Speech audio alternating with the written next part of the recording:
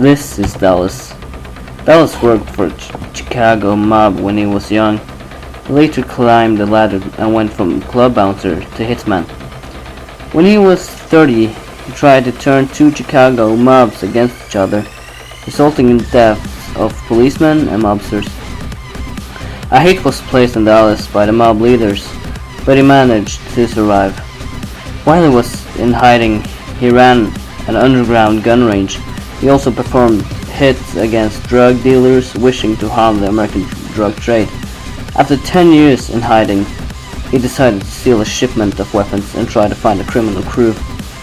This is Hoxton.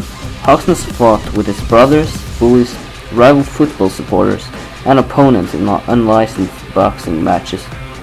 He has never been able to hold a job for long, as he believes jobs should come few and far between and pay greatly. Hoxton swindled many people as his debt grew, which made many angry with him. He would intimidate people to keep loan sharks away and would often work for them to pay off his debt. He was eventually caught with his gang in Hoxton, London, which gave him his nickname. His first felony robbery was a liquor store at age 19. This is Wolf. Wolf raised his family in Stockholm until the economic slump in the 2000s. Wolf's software development company lost many clients, continuing with only one client who had cold feet and withheld payment. Wolf took personal loans to appease the client to keep the project afloat, but the client had already decided to pull out. His company became bankrupt and his family homeless. He later had a mental breakdown and began acting out various action movies. This has resulted in his criminal career. This is Chains. In his childhood, he was in and out of foster homes and juvenile detention centers.